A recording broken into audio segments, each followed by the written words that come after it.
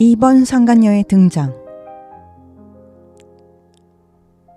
안녕하세요. 나는 이혼녀입니다. 제가 지금 이혼 소송 중인 유책 남편에게는 무려 3명의 상간녀가 있었습니다. 오늘 영상에서는 그 3명의 상간녀 중 2번 상간녀가 어떻게 남편의 마음을 뒤흔들어 놓았는지에 대한 이야기를 해보려고 합니다. 2023년 늦가을이었습니다. 당시 남편은 단골 금은방에서 1번 상간녀에게 줄 목걸이를 고르다가 우연히 2번 상간녀를 보고 한눈에 반했습니다. 2번 상간녀는 남편보다 한 살이 많은 여자였고 남편도 있고 자식들도 있는 유부녀였습니다. 제가 나중에 2번 상간녀의 사진을 보고 느낀 건 그 외모가 남편의 이상형이었다는 점입니다. 저는 남편의 이상형이 아닙니다. 남편의 이상형과는 거리가 멀죠. 남편의 이상형은 일단 골격이 굵고 커야 합니다. 남편은 어깨가 두툼하고 넓은 마징가 제트 같은 체형의 여자를 좋아하거든요. 일반 상간녀도 마징가 제트처럼 넓고 튼튼한 어깨의 소유자였지요. 그리고 사진을 보고 놀랐던 건 1번 상간녀와 얼굴 인상도 묘하게 비슷했다는 겁니다. 나이는 많았지만 동안 성형수술을 해서 나이보다 훨씬 젊어 보이기도 했고요. 몸판거나 다름없는 2번 상간녀의 밀당. 제가 남편의 외도 증거를 수집하면서 남편이 2번 상간녀에게 푹 빠진 이유를 알게 되었습니다. 2번 상간녀는 남편보다 한 살이 많음에도 불구하고 늘 남편을 오빠라고 불렀습니다. 단순히 오빠라고 불러서 좋아한 것은 아닙니다. 2번 상간녀는 굉장히 밀당을 잘하는 여자였습니다. 여기에 사다리라는 인물이 등장합니다. 사다리는 2번 상간녀와 10년을 넘게 친하게 지낸 동네 언니였습니다. 남편은 2번 상간녀를 자기 것으로 만들기 위해 이 사다리라는 언니를 철저하게 이용했습니다. 남편에게 사다리는 2번 상간녀를 꼬시기 위한 도구였던 것이죠. 남편은 2번 상간녀를 꼬시기 위해 사다리와 2번 상간녀에게 동시에 아이폰을 사서 선물했습니다. 그리고는 여러 번 세 사람이 함께 자주 만나서 술을 마시거나 밥을 먹는 일이 잦았죠. 그러다 하루는 셋이 술을 마시다가 사다리가 집에 일이 있다면서 먼저 집에 간 날 남편은 2번 상간녀를 모텔로 데려가 하룻밤을 보냈습니다. 그런데 그 다음날 2번 상간녀가 남편에게 한 말이 참 의미심장했습니다. 오빠, 난 오빠에게 진 빚 어젯밤에 다 갚았어요. 무슨 말이었을까요? 2번 상간녀가 중고차를 사고자 할 때 남편은 중고차를 고르고 구매하고 등록하고 자동차 보험에 가입하는 것까지 모두 도와주었습니다. 중고차를 살 때 금전적 도움도 주었고 아이폰도 사주고 사다리와 함께 만나면서 주었던 여러 가지 선물들까지 그 모든 것들을 하룻밤 잠자리를 함으로써 빚을 갚았다는 말이었습니다. 그러면서 자신은 그동안 받은 물질적인 것들에 대한 빚을 하룻밤 잠자리로 다 갚았으니 더 이상 남편을 안 만나겠다고 한 것입니다. 참 어이없는 일이지 않습니까? 남편에게 받은 물질적인 대가를 잠자리를 해줌으로써 갚았다고 말하는 그 2번 상간녀의 사고방식. 아무리 밀당이고 수법이라 포장한들 이건 까놓고 말해서 자기 몸을 판 거나 다름없는 것 아닌가요? 어떤 여자가 남자에게 온갖 선물과 착각, 금전적 혜택을 다 받아놓고 하룻밤 잤으니 빚은 다 청산했다는 말을 할 수 있을까요? 정상적인 사고를 가진 사람이라면 도저히 할 수 없는 그야말로 자신의 몸을 대가성 상품으로 여기는 여자라고밖에 생각할 수 없습니다. 하지만 이런 2번 상간녀에게 남편은 안달이 나기 시작했습니다. 2번 상간녀의 밀당에 안달난 남편. 2번 상간녀는 남편이 안 달라는 것을 알고 계속 밀당을 했습니다. 남편과의 하룻밤은 훌륭했지만 앞으로 우리는 더 이상 만나면 안 된다며 남편을 계속 밀어냈죠. 그러자 남편은 왜 그러냐며 자기가 부족한 게 있다며 말해달라며 2번 상간녀에게 숙이고 들어갔죠. 2번 상간녀는 이런 말을 했습니다. 사다리 언니가 오빠에게 마음이 있는 것 같아요. 내가 오빠에게 마음이 있어도 내가 더 이상 뭘 할 수 있는 게 없어요. 사다리 언니랑 잘 만나세요. 그러자 남편은 이렇게 말했습니다. 남편과 사이좋은 사다리 언니를 내가 왜 만나? 난 애초에 사다리 언니를 여자로 본 적이 없어. 이렇게 말하면서 계속 2번 상간녀를 설득했습니다. 2번 상간녀는 자신의 마음을 돌리려거든 일단 조용히 기다리라고 했습니다. 앞으로 만날지 안 만날지 신중하게 생각해 봐야겠다고 했죠. 그러면서도 2번 상간녀는 갑자기 감기에 걸려서 밖에 나갈 수 없다며 남편에게 카톡을 보냈습니다. 그러자 그 톡을 읽자마자 남편은 감기약과 과일, 죽을 사서 2번 상간녀 집 문 앞에 놓고 왔습니다. 그러자 2번 상간녀는 남편이 한 행동을 보니 믿음이 좀 생기는 것 같다며 마음이 좀 풀렸다고 했습니다. 그렇지만 좀 더 기다리라고 했죠. 남편은 2번 상간녀의 마음만 돌릴 수 있다면 언제까지라도 기다리겠다고 했습니다. 그렇게 밀당을 하던 2번 상간녀는 초봄이 되면 만날 수도 있을 것 같다는 말을 했습니다. 그러자 남편은 몹시 기뻐하면서 2번 상간녀에게 이런 말을 했습니다. 내가 널 다시 만나면 너의 부모님을 만나 인사드릴 거야. 그러자 2번 상간녀는 기겁하며 이렇게 대답했습니다. 아직 일러요.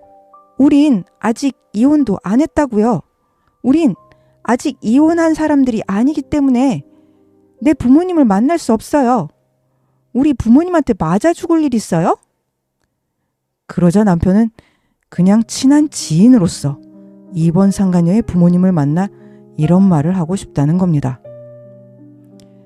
2번 상간녀를 이 세상에 나오게 해주셔서 정말 감사합니다. 오피스텔 밀회. 그렇게 남편이 2번 상간녀에게 안달난 건 2번 상간녀가 제 남편을 다루는 방식이 남달랐기 때문입니다. 2번 상간녀와 남편이 통화한 내용을 들어보니 2번 상간녀의 목소리는 20, 30대라고 해도 믿을 만큼 목소리가 젊었습니다. 그리고 말할 때 절대 목소리 톤을 높이지 않고 남편이 무슨 말을 하든 수긍해주며 따지는 일이 없었습니다. 그러면서도 항상 나긋나긋한 목소리로 남편에게 원하는 것을 모두 말하는 것이었습니다. 2번 상간녀와 남편은 모텔을 드나들면 꼬리가 밟힐까봐 남편이 사두었던 빈 아파트에서 밀회를 즐기고 있었습니다. 남편이 22년에 사둔 재건축 아파트가 있었는데 세입자가 나가서 비어있는 상태였거든요. 남편은 그 아파트에 필수 가전제품을 채워서 2번 상간녀와 계속 밀회를 즐기려고 했던 것이었습니다. 그런데 2번 상간녀는 침대도 없는 빈 아파트에서 이불 깔고 밀회를 즐기는 것이 싫었던 모양입니다. 그래서 2번 상간녀는 오피스텔을 얻어 만나는 것이 아파트나 모텔에서 밀회를 하는 것보다 비용이 적게 들 것이라며 남편을 설득했습니다.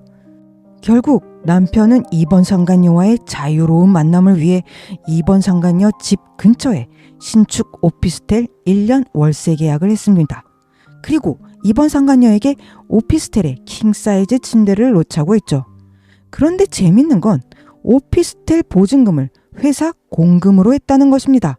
그래서 오피스텔 보증금 입금을 남편 회사에서 일하고 있는 1번 상간녀에게 하게끔 했지요. 이때 1번 상간녀가 얼마나 기가 막혔으면 남편에게 이런 말을 하더군요. 혹시 젊은 씨바지 여자 그 오피스텔에 숨겨놨냐? 딱 그거네. 내가 바보냐? 누군지 나한테 설명을 해봐. 내가 이해할 수 있도록 그동안의 의리를 생각한다면 맨날 나 모르게 돌아다니더니 결국 일을 내는구만. 오피스텔까지 얻고 난리구만. 현실이 막장 드라마보다 더 개막장입니다. 어쨌거나 남편은 1번 상간녀의 의심과 질투 속에도 눈 하나 깜짝하지 않고 오피스텔 월세 계약을 끝냈습니다. 그리고 1번 상간녀의 존재를 모르는 2번 상간녀는 매일 아침 오피스텔에 가서 아침밥을 차려놓고 제 남편을 기다렸습니다. 남편은 2번 상간녀와 오피스텔에서 만나기 시작하면서 매일 아침 6시 반에 집에서 나갔습니다. 그리고 남편은 머리끝부터 발끝까지 명품으로 치장하고 다니는 2번 상간녀와의 보폭을 맞추기 위해서 차도 억대 외제차로 바꾸고 본인이 입고 신을 명품들을 사들이기 시작했습니다. 그런데 남편이 사던 명품들은 중고 명품 사이트에서 가장 싸게 나온 물건들이었습니다. 그리고 쉼 없이 2번 상간녀에게 선물 공세를 했습니다. 그러자 한 번은 2번 상간녀가 남편에게 이런 말을 했었습니다. 오빠, 선물 그만 줘요. 그렇게 자신이 없어요? 나 예전에 만나던 남자는 이렇게 선물 공세 안 했었어요. 나중에 남편의 외도 증거를 수집하는 과정에서 알게 된 사실이었습니다. 2번 상간녀는 제 남편과 불륜 관계를 시작하기 전에 8년간 외도하던 남자가 있었다고 합니다. 이 이야기는 사다리 언니가 제 남편에게 해준 이야기였습니다. 2번 상간녀는 제 남편에게 자기는 남편과 별거 중인데 남편과 사이가 매우 안 좋다고 했었습니다. 그런데 나중에 상간소송을 위해 남편과 사다리 언니가 나눈 카톡 대화 내용을 조사하는 과정에서 2번 상간녀는 남편과 사이가 나쁜 것도 아니고 별거 중인 것도 아니라는 걸 알게 됐습니다. 단지 2번 상간녀의 남편은 지방에 회사가 있어서 지방 근무를 하면서 회사 숙소에서 지내는 것뿐이었죠. 사다리 언니가 했던 이야기를 보니 2번 상간녀는 지방에서 일하느라 집에 오지 못하는 남편을 내버려 두고 제 남편을 만나기 직전까지 8년 넘게 다른 유부남과 외도를 했고 또 그 남자와 헤어진 직후 제 남편과 외도를 시작한 것이었습니다. 2번 상간녀는 항상 제 남편에게 오빠, 오빠 하면서 함께 미용을 위한 피부과를 등록해 피부관리를 받으러 다녔습니다. 그러면서 늘 제 남편에게 별것 아닌 것을 가지고 굉장히 칭찬을 해댔습니다. 오빠는 이래서 좋아요. 오빠는 저래서 훌륭해요. 오빠는 참 이래서 멋있어요. 평소 인정 욕구에 목말라 있던 나르시시스트인 남편의 속성을 꿰뚫은 2번 상간녀는 제 남편을 완벽히 사로잡았던 것이었습니다. 1번 상간녀는 제 남편에게 맨날 저에 대한 질투를 늘어놓고 이래라 저래라 했었지만 2번 상간녀는 1번 상간녀와는 전혀 다른 행동과 말들로 제 남편의 혼을 쏙 빼놓았던 것이었습니다. 가랑이 찢어진 남편과 착각 속의 1번 상간녀.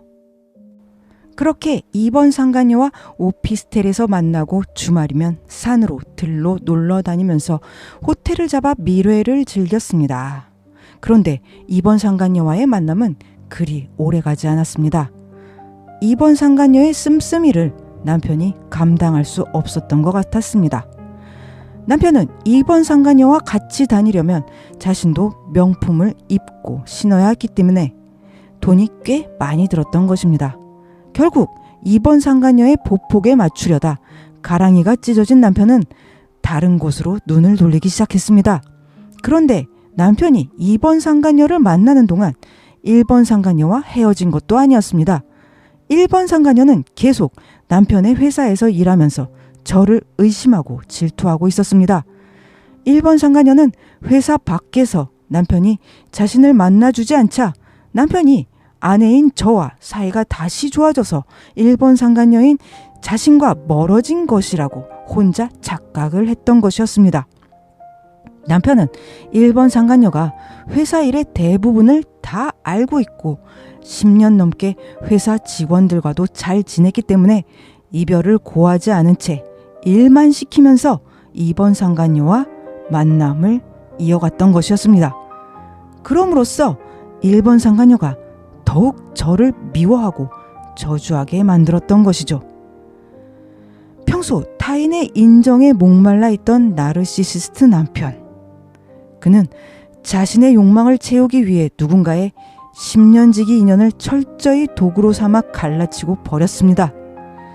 1번 상간녀는 일하는 도구로 부려먹고 명품이라는 허상을 쫓는 2번 상간녀의 손바닥 위에서 놀아나다가 결국 가랑이가 찢어지는 비루한 파국을 맞았습니다.